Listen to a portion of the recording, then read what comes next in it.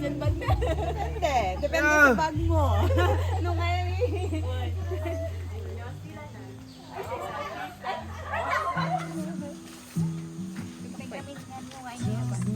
wala, pumunta sana siya pero nagulak.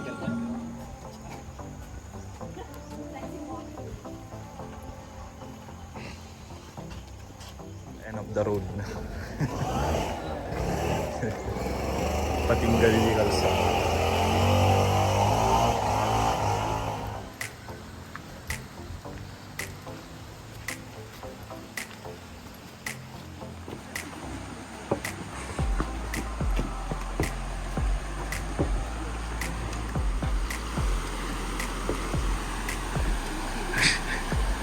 Maalog.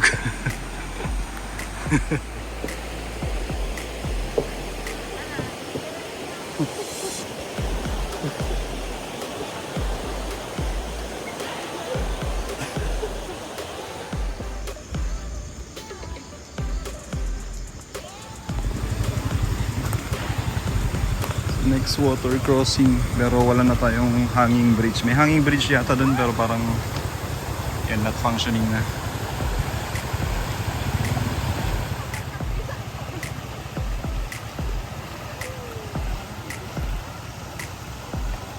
Kalsada man yan, sir.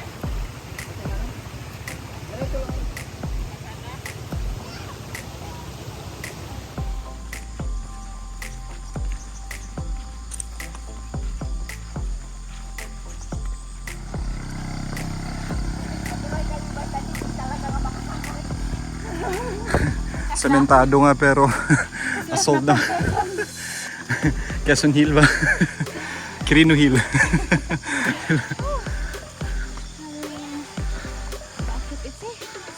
Sementado nga pero paakyat. Tapos ngayon, mas okay pa pag-train.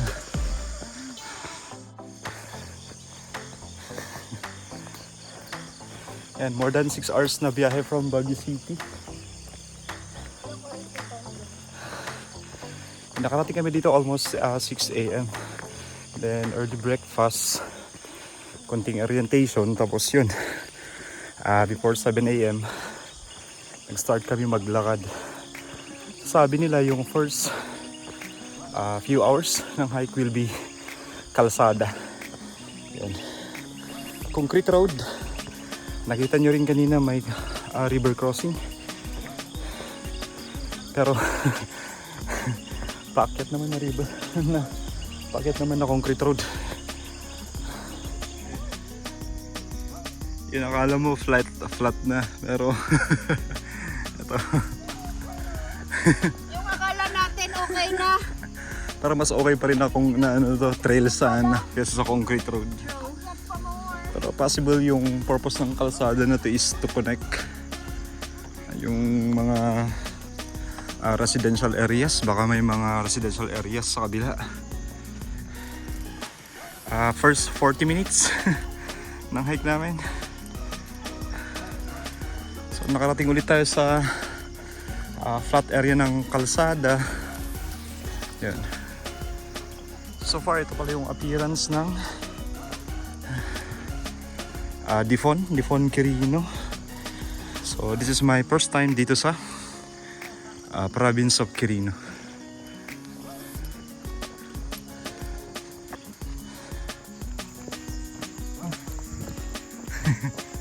Buhang sa kalsada pa rin.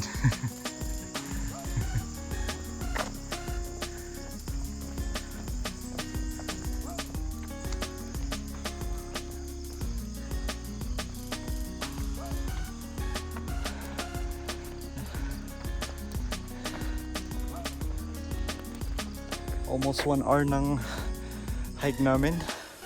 Ayun, mukhang ito na yung end of the concrete road. Siguro may mga nagtataka bakit hindi na lang kami inihatid nung service van or yung van hanggang dito. Ayun, kung naalala nyo kanina, meron tayong dalawang water crossing. So yung isa, yun yung dumaan kami ng hanging bridge. So I think yun yung reason na hindi tayo may hatid ng van. So kailangan lakarin. Siguro since joiner, yan, no choice, kailangan maglakad. Pero kapag DIY, siguro kung mag-isa lang ako, pwede na siguro mag-rent ng habal-habal hanggang dito. Or pwede pang yan, extend hanggang ng konti dito sa may rough road.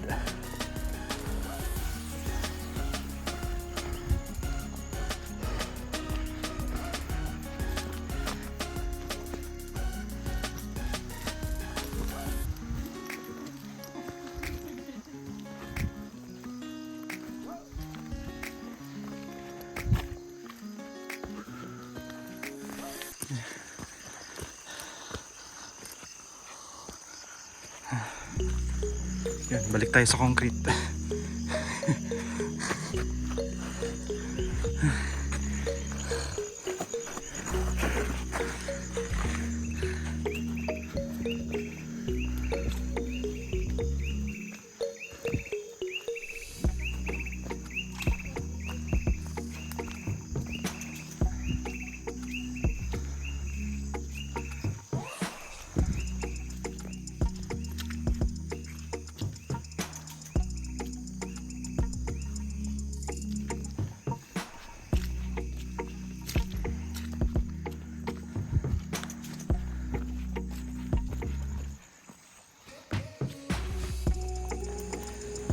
Exactly 1 hour ng hike namin dito sa, again, sa Quirino Province.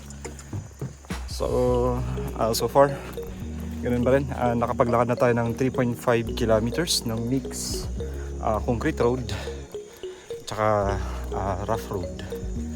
So sabi ng guide namin, yung total road walk namin is 5 kilometers. So may 1.5 kilometers pa bago magsimula yung totoong trail.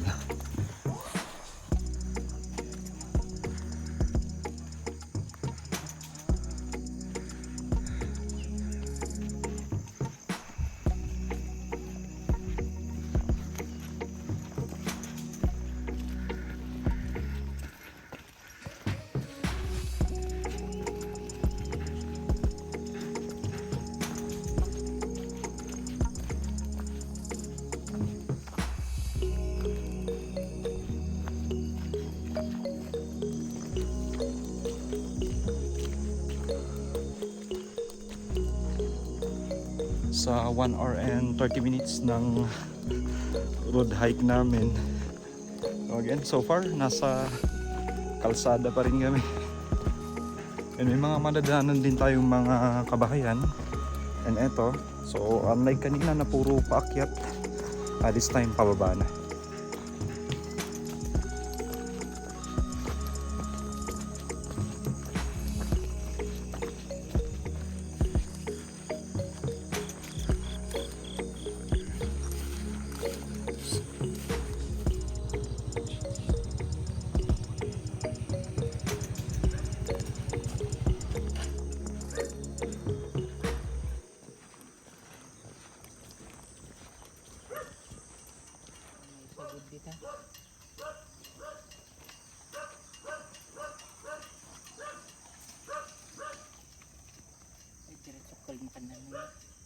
Makikiigib lang tayo.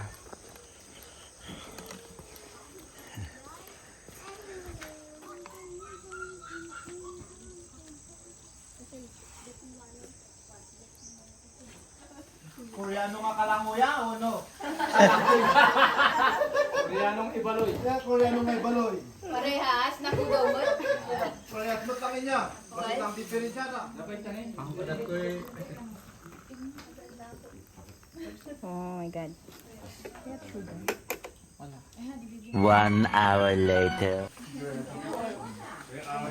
Another 3 hours. Parang wala lang kanyo.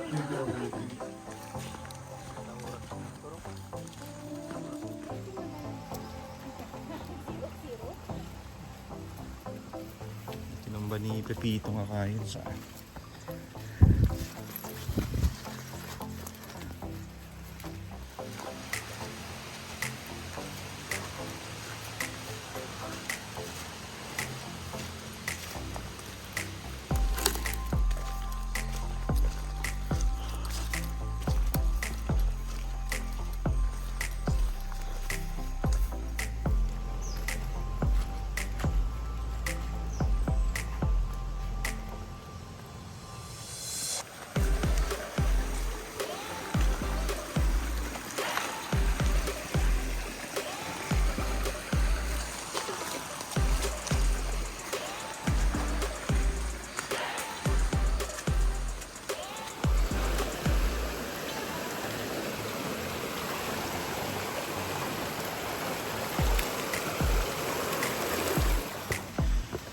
So around 15 minutes galing dun sa kung saan kami nagkape. Nagpahinga rin kami ng 1 hour. Eto, starting point na ng assault. Paakyat na. So far hindi naman ganun katarik yung slope. Pero parang hirap umakyat for a reason. Mainit. So considering na medyo maulap, mainit pa rin.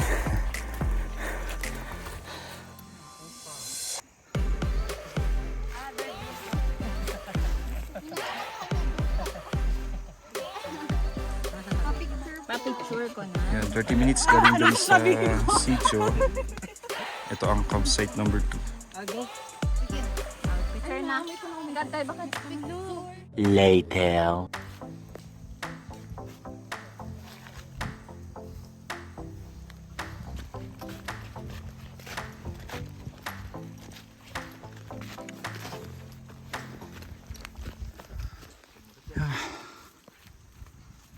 Dalandan.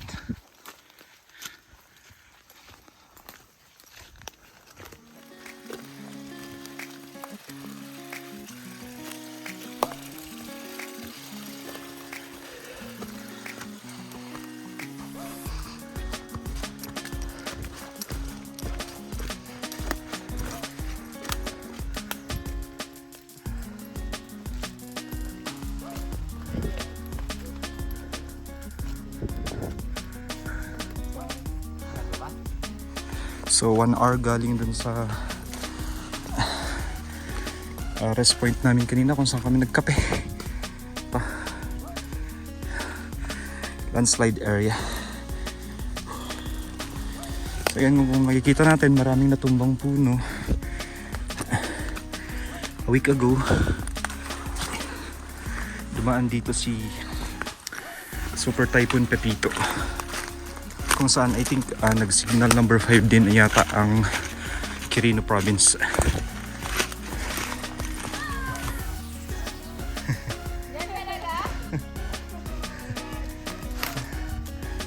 Flat naman dito eh, flat after.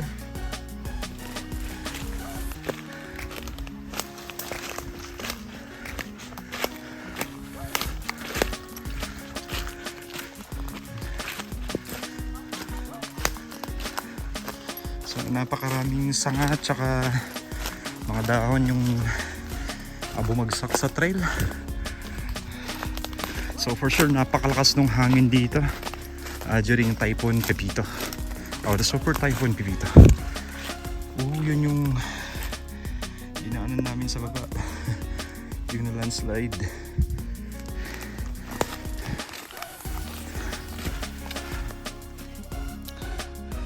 Sa more than 1 hour ng second part ng hike namin. So parang dito pa lang kami totoong nahirapan. Medyo maano yung assault. Nasa 45 siguro. Hindi naman, siguro 35 to 45 degrees.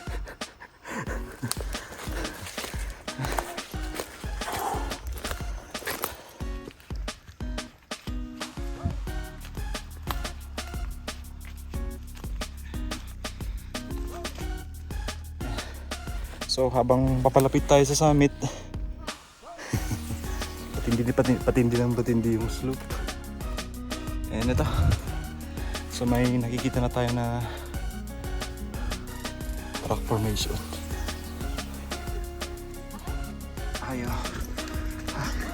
Siguro yung slope na to nasa 50 to 60 degrees. And ito sa kaliwa may malaking bato. So possible malapit na tayo sa summit.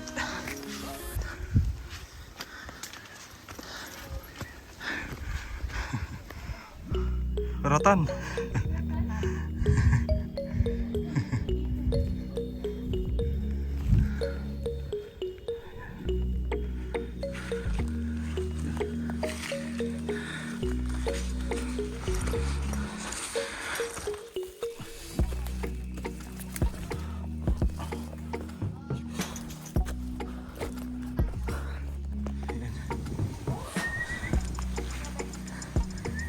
Major assault. Oh my God, paano to? Tapos ibabaw ng malaking bato na nakikita natin kanina. Ayun, may kunting view dito. Yun.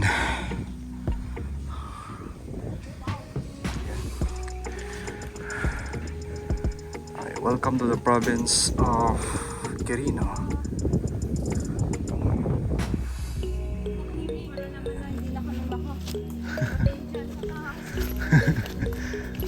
Ayan, diretso tayo sa taas.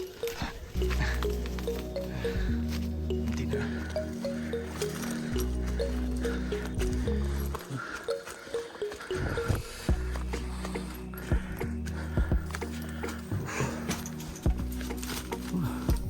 Kala ko malapit na. Mukhang malayo pa.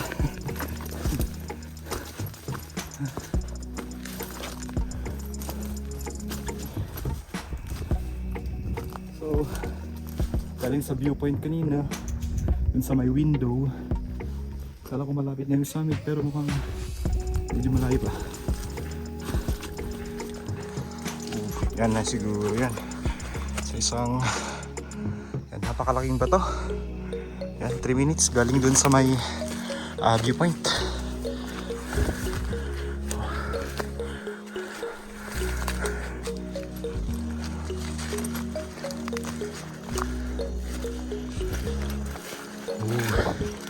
Yan, imagine, napakalaking bato sa ibabaw ng bundok.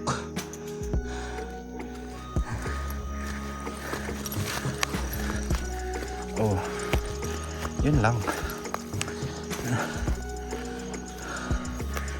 Nakakalungkot lang, daming vandalism dito. Ang daming nagbandal.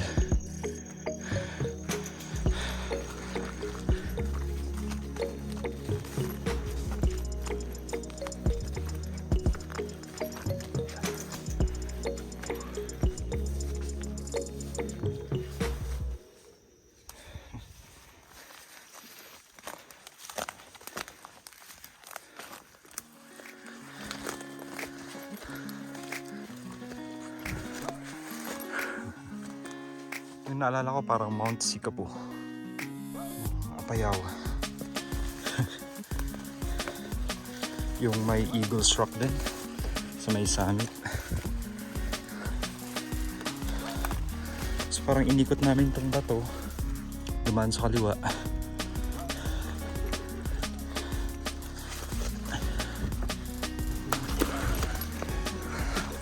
Okay.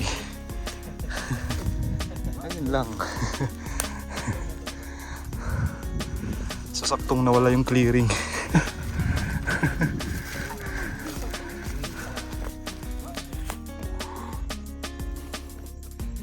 Yan, parang inabot kami ng 1 hour and 30 minutes. Galing dun sa coffee break namin kanina. So welcome to Mount Batumbakat. Elevation 1,166 meters above sea level. Apay gayam nga Batumbakat na ganda. Isichong bato. Bato nga kasla bakat. So Batumbakat, so sa Ilocano, bato, same lang. Supposedly batong bakat, parang batong matandang babae. So ayan na nga G, Batong Lakay. Okay. Banger. So sa kabila daw yung Batong Lakay, yun naman yung batong matandang lalaki. Around April or May, ganang rugi. I-hike na dito eh. April or May nang nagsimula yung hike nila dito. Ayan. Akit tayo dun sa bato.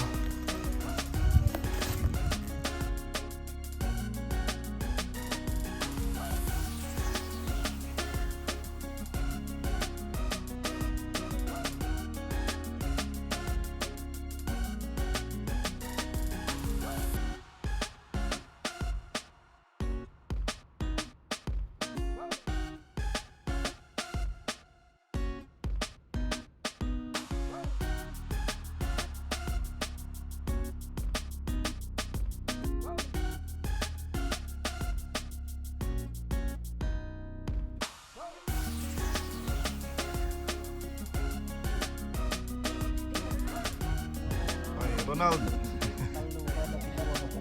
Huwag gagayahin, ginagawa lang ng professional.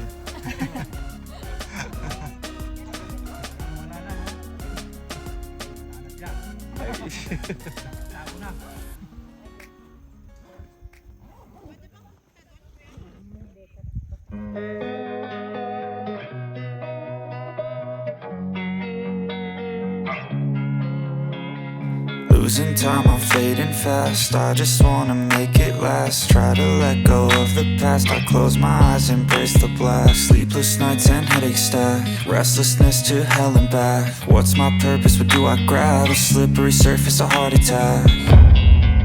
And sometimes you just gotta believe there's something that'll give you relief. There's something that'll have what you need, what you need.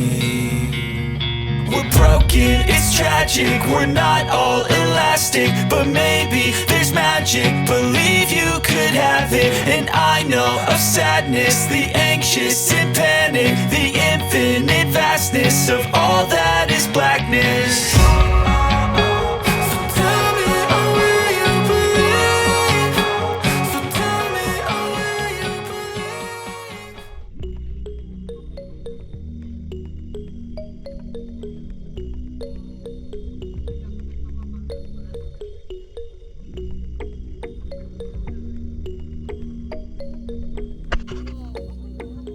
Huwag gagayahin. Professional lang yung pwedeng gumawa.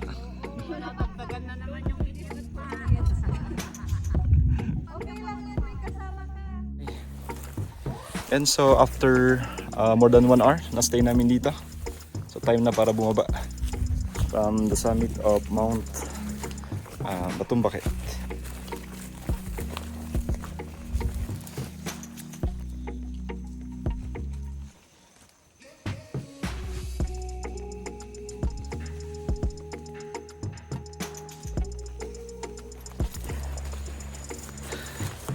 So far, masasabi ko na yung pag-akyat ng Mount Batumbakit is average lang, yung hirap.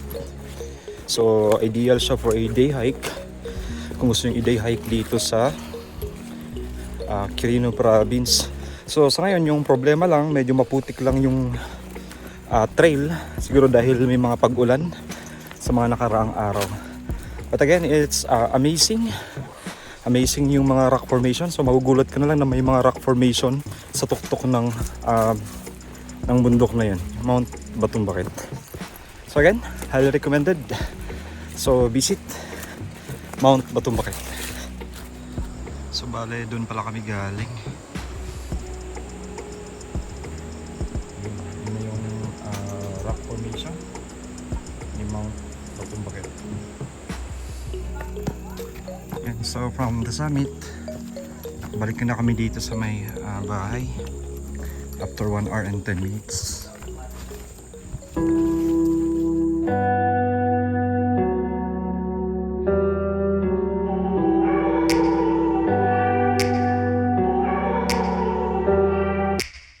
Take me back to a place where I felt at home. Take me back to a day when we weren't alone. Take me back